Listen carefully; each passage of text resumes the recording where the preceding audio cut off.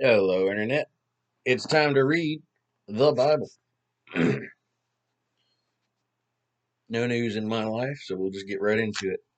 Although I did notice my highest rated video was the one a few days ago where I did my Tim Curry voice, so we may have to revisit that.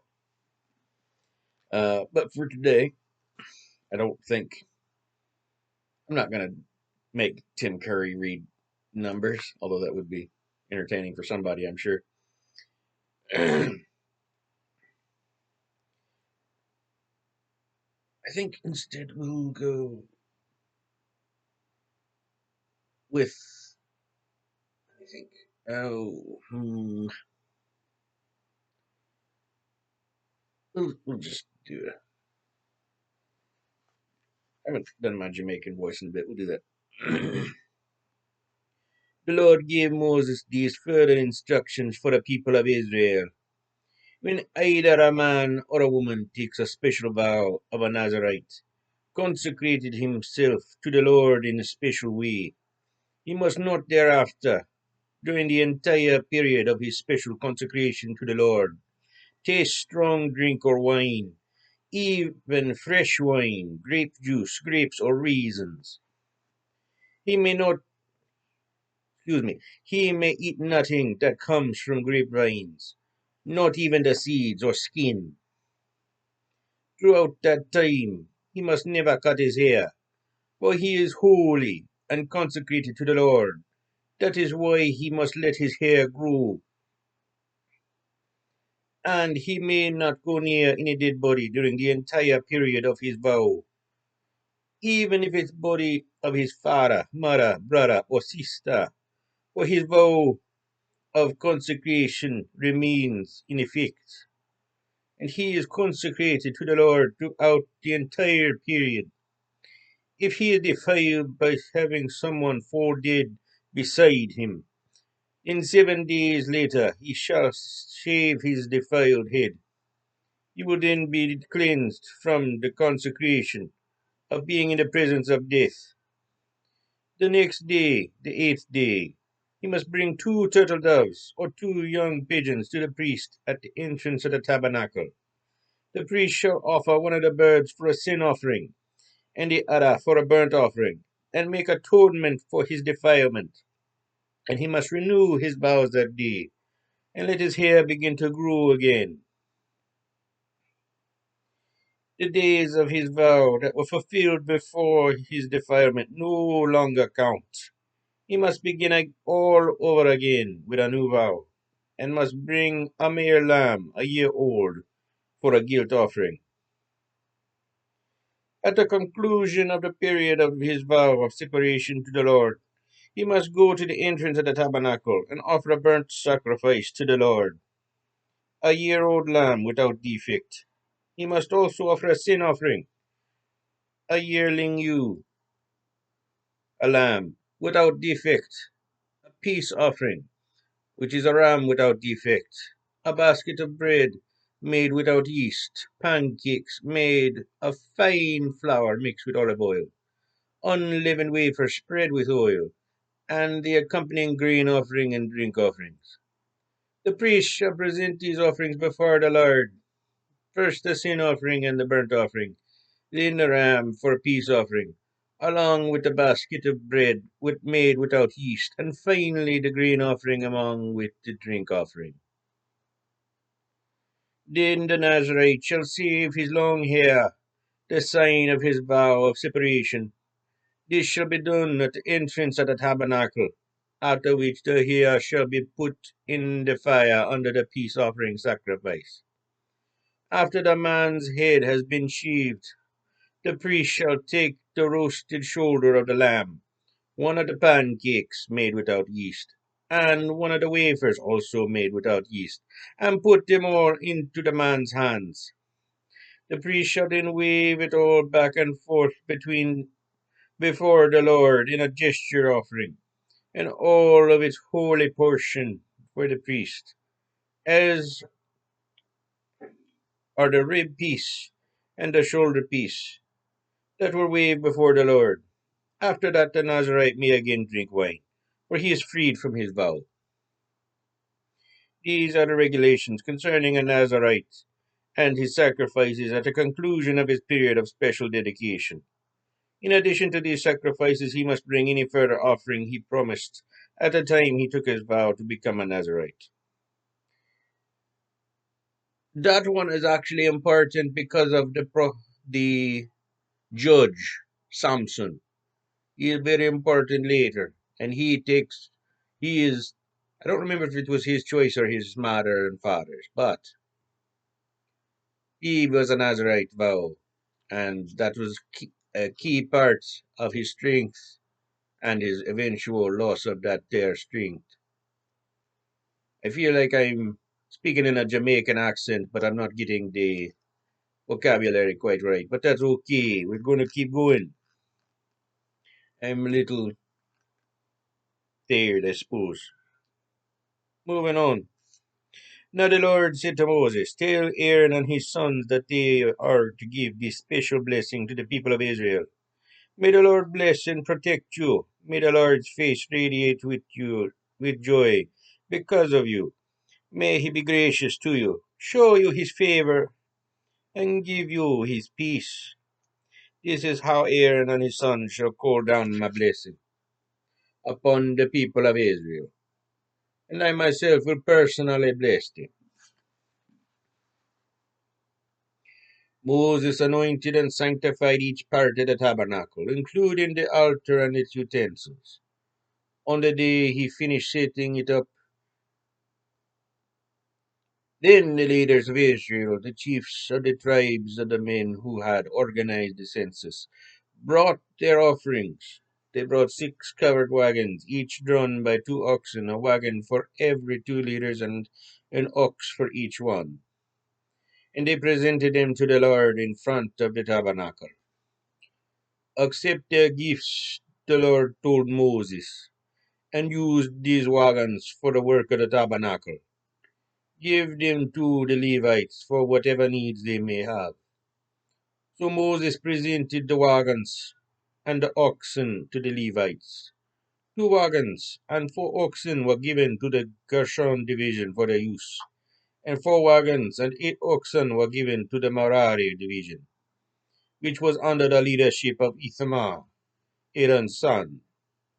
None of the wagons or teams was given to the Kohath division, for they were required to carry their portion of the tabernacle upon their shoulders.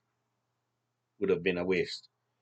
The leaders also presented dedication gifts on the day the altar was anointed. Placing them before the altar, the Lord said to Moses, let each of them bring his gift on a different day for the dedication of the altar. So Nashon and the son of Aminadab of the tribe of Judah brought his gift the first day. It consisted of a silver platter weighing 3 pounds and a silver bowl of about 2 pounds, both filled with grain offerings of fine flour mixed with oil. He also brought a tiny gold box of incense, which weighed only about 4 ounces. He brought a young bull and a ram and a male yearling lamb as burnt offerings, a male goat for the sin offering, and for the peace offerings 2 oxen, 5 rams, 5 male goats, and 5 male yearling lambs. The next day, Nathanael, the son of Zuar, chief of the tribe of Issachar, brought his gifts and offerings. They were exactly the same as Nashon had presented on the previous day, so we won't say them again, thank the Lord. Doing good. On the third day, Eliab, the son of Helon, chief of the tribe of Zebulun, came with his offerings, the same as those presented on the previous days. Thank God I'm not having to read the same list again and again and again. I was not sure if I would have to. On the fourth day, the gifts were presented by Elizur, son of Shedachur, chief of the tribe of Reuben. His gifts and offering were the same as those given on the previous days. On the fifth day came Shelumiel, son of Zurishaddai, chief of the tribe of Simeon, with the same gifts. The next day it was Eliasaph's turn, son of Duel, chief of the tribe of Gad. He too offered the same gifts and sacrifices. On the seventh day, Elishama, the son of Ammihud, the chief of the tribe of Ephraim, brought his gifts, on the same as those presented on the previous days. Gama- Gamaliel, son of Pedahzur, prince of the tribe of Manasseh, came the eighth day with the same offerings.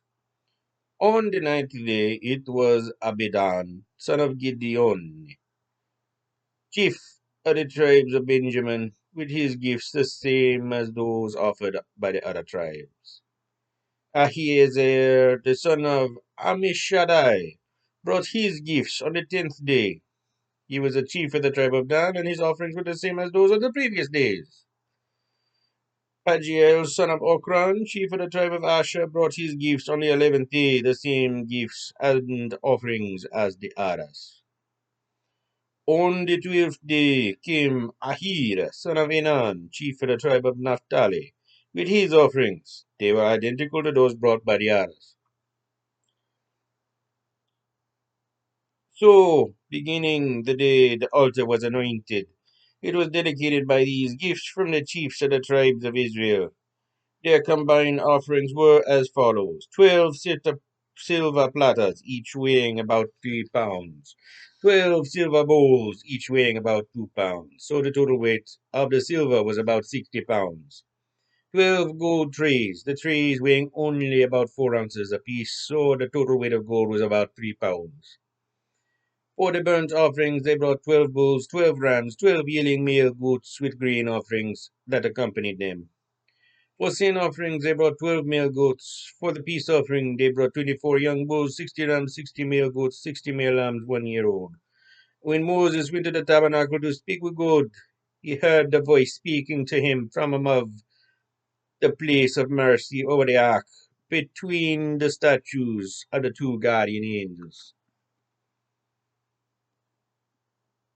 And then we stop and we go to Mark. This is Mark chapter 12, verse 38 to chapter 13, verse 13.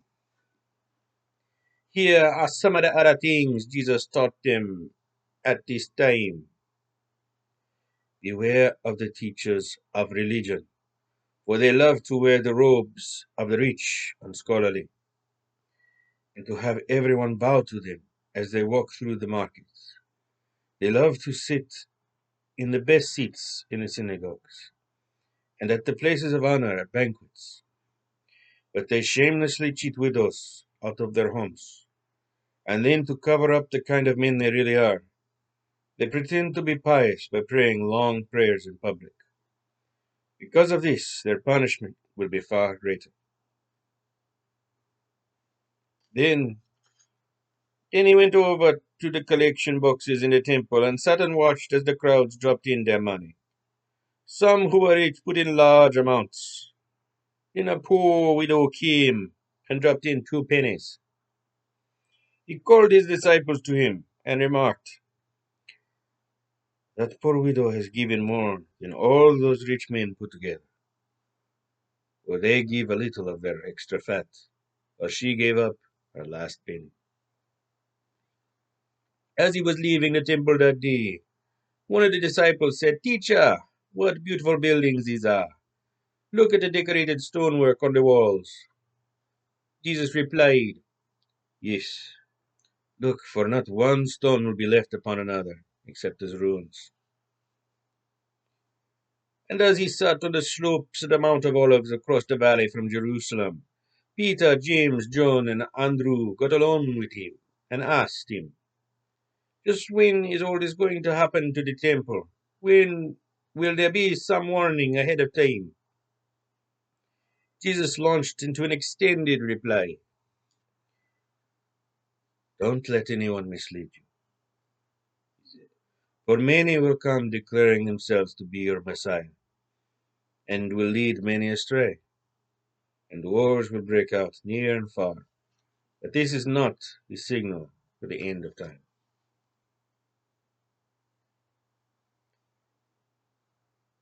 For nations and kingdoms will proclaim war against each other, and there will be earthquakes in many lands, and famines. These herald only the early stages of the anguish ahead. But when these things begin to happen, watch out, for you will be in great danger. You'll be dragged before the courts and beaten in the synagogues, and accused before governors and kings of being my followers. This is your opportunity to tell them the good news. And the good news must first be made known in every nation before the end time finally comes. But when you are arrested and stand trial, don't worry about what to say in your defense. Just say what God tells you to. Then you will not be speaking, but the Holy Spirit will. Brothers will betray each other to death. Fathers will betray their own children, and children will betray their parents to be killed. And everyone will hate you because you are mine. But all who endure to the end without renouncing me shall be saved. That is very, very comforting to know. Anyway, we move on now to Psalms chapter 49, verses 1 through 20. Listen, everyone, high and low, rich and poor, all around the world. Listen to my words, for they are wise and filled with insight. I will tell in song, accompanied by harps, the answer to one of the life's most perplexing problems. There is no need to fear when times of trouble come, even though surrounded by enemies. They trust in their wealth and boast about how rich they are. Yet not one of them, though rich as kings, can ransom his own brother from the penalty of sin. For God's forgiveness does not come that way. For a soul is far too precious to be ransomed by more earthly wealth. There is not enough of it in all the earth to buy eternal life for just one soul. To keep it out of hell. Rich man, proud man, wise man, you must die like all the rest. You have no great lease on life. No greater lease on life than foolish, stupid men. You must leave your wealth to others. You name your estates after yourselves as though your lands could be forever yours. And you could live on them eternally.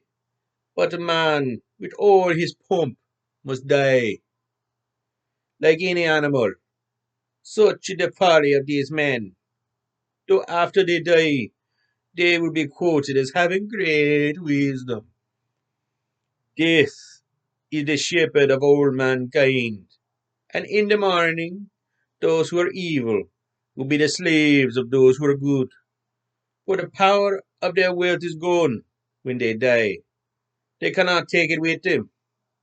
But as for me, God will redeem my soul from the power of death, for he will receive me. So do not be dismayed when evil men grow rich and build their lovely homes. For when they die, they carry nothing with them. Their honors will not follow them. Though a man calls himself happy all through his life, and the world loudly applauds his success, yet in the end, he dies like everyone else and enters eternal darkness.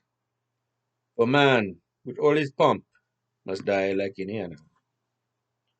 And finally, for today, we have Proverbs chapter 10, verses 27 and 28.